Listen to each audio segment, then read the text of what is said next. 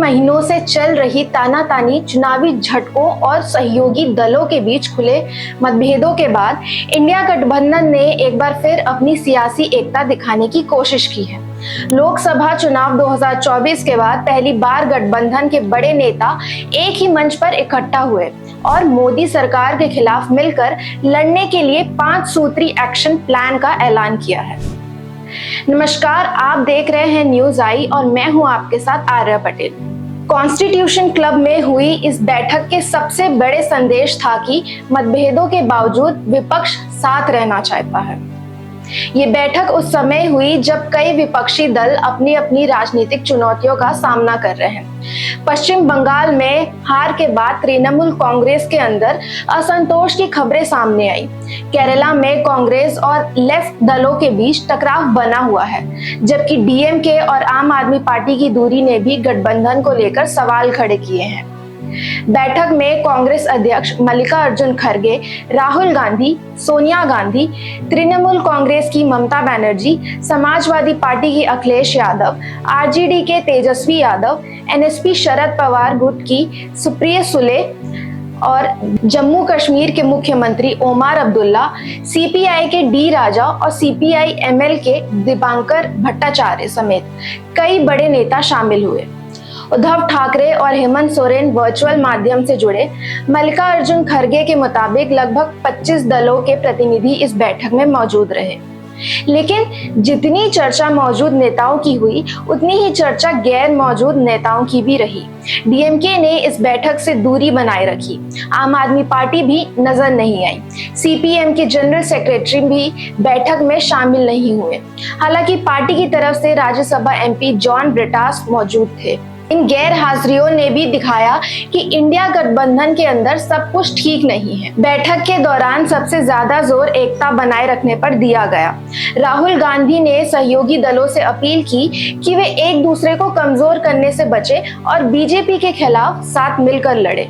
राहुल गांधी ने कहा कि अगर विपक्ष बिखरा रहा तो इसका फायदा बीजेपी को मिलेगा और इसलिए सभी दलों को मिलकर काम करना होगा।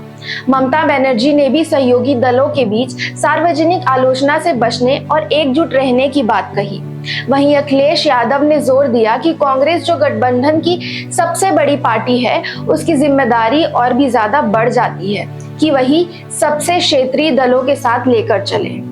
बैठक के अंत में इंडिया गठबंधन ने 5 बड़े फैसलों का ऐलान किया। पहला फैसला था कि चुनावी सूची में संशोधन, वोटिंग प्रक्रिया और चुनावी पारदर्शिता को लेकर चीफ जस्टिस ऑफ इंडिया को पत्र लिखा जाएगा। विपक्ष का आरोप है कि चुनावी प्रक्रिया से जुड़े कई मुद्दों पर गंभीर सवाल खड़े हुए हैं, जिन पर न्यायपालिका का ध्यान जाना चाहिए। दूसरा फैसला था कि केंद्रीय शिक्षा मंत्री धर्मेंद्र प्रधान की इस्तीफे की मांग।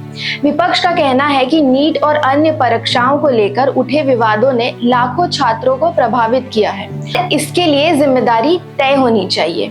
तीसरा फैसला अर्थव्यवस्था को लेकर था। इंडिया गठबंधन ने महंगाई, बेरोजगारी, किसानों की समस्याओं और आर्थिक चुनौतियों पर चर्चा के लिए सर्वदलीय बैठक बुलाने की मांग की है। चौथा और शायद सबसे महत्वपूर्ण फैसला था कि अब इंडिया गठबंधन की बैठक हर 2 महीने में नियमित रूप से होगी। अगली बैठक हैदराबाद में कराए जाने की संभावना है। इससे पहले गठबंधन पर आरोप लग रहा था कि चुनाव के बाद नेता के साथ बैठकर राजनीति तय नहीं करते। 5वां फैसला संसद को लेकर था। मॉनसून सेशन के दौरान विपक्षी दल रोजाना समान वे बैठक करेंगे ताकि संसद में सभी दल एकजुट होकर अपनी बात रख सके और सरकार को घेरने के लिए एक साझी रणनीति बना सके। हालांकि इन 5 फैसलों से तुरंत राजनीतिक समीकरण बदलते नजर नहीं आते, ना ही इससे गठबंधन के अंदर के सारे मतभेद खत्म हो गए हैं। लेकिन एक बात साफ है कि विपक्षी दलों ने ये समझ लिया है कि अलग अलग लड़ने के बजाय एक साथ रहकर बीजेपी को चुनौती देने का ज्यादा फायदेमंद हो सकता है। अब सबकी नजरें मॉनसून सेशन पर आने वाले राज्य चुनावों पर होंगी। यही तय करेगा कि दिल्ली की यही बैठक सिर्फ एक प्रतीकात्मक एकता प्रदर्शन थी या फिर इंडिया गठबंधन के लिए एक नए और ज्यादा संगठित राजनीतिक अध्याय की शुरुआत। ये रिपोर्ट आप देख रहे हैं न्यूज आई पर। अगर वीडियो पसंद आई हो तो वीडियो को लाइक और शेयर जरूर करें।